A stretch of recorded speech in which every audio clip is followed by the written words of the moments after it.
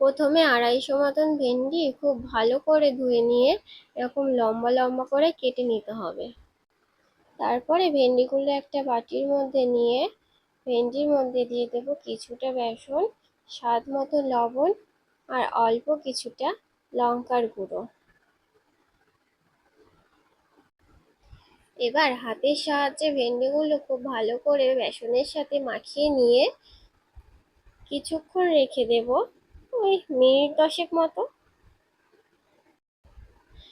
এবার কড়াইতে তেল দিয়ে তেলটা খুব ভালো মতো করে গরম করে নিয়ে মেখে রাখা ভেন্ডিগুলো অল্প অল্প করে লাল লাল করে ভেজে তুলে নেব।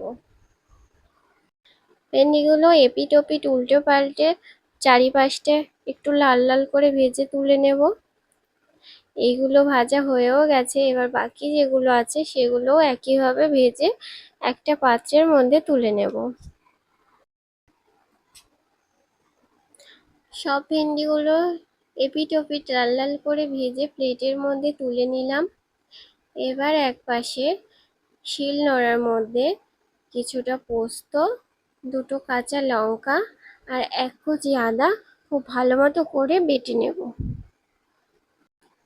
এবার ওই একই তেলের মধ্যে দুটো শুকনো লঙ্কা আর কিছুটা কালো জিরে ফোড়ন দিয়ে দিলাম।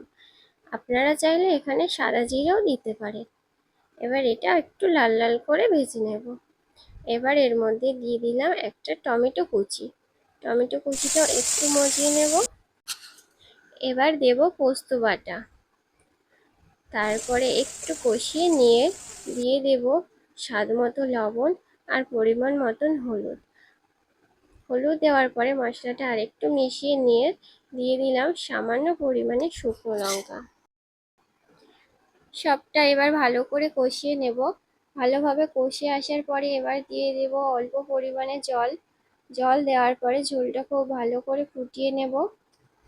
ঝোলটা ফুটে উঠেছে, এবার দিয়ে দেব ভেজে রাখা ভেন্ডিগুলো। ভেন্ডির সাথে ঝোলটা ভালো মতো মিশিয়ে নিয়ে বেশ কিছুক্ষণ ফুটতে দেব। ঝোলটা ফুটে উঠেছে, এবার দিয়ে দেব অল্প একটু চিনি। চিনি দিয়ে আরও একটু ফুটিয়ে নিয়েছি, ঝোলটা বেশ মাখো মাখো হয়ে এসেছে। এবার নামিয়ে নেব। নামিয়ে নিয়ে ততক্ষণ ঢাকা দিয়ে রাখবো যতক্ষণ না পরিবেশন করা হচ্ছে। আর আমার ভিডিওটা ভালো লাগলে চ্যানেলটিকে সাবস্ক্রাইব করে দেবেন, ভিডিওটা একটু লাইক করে দেবেন, কমেন্ট করে জানাবেন কেমন হয়েছে। আজকের ভিডিওটা তাহলে এই পর্যন্তই। আবার পরে অন্য একটা রেসিপি নিয়ে আপনাদের সঙ্গে শেয়ার করব। টাটা।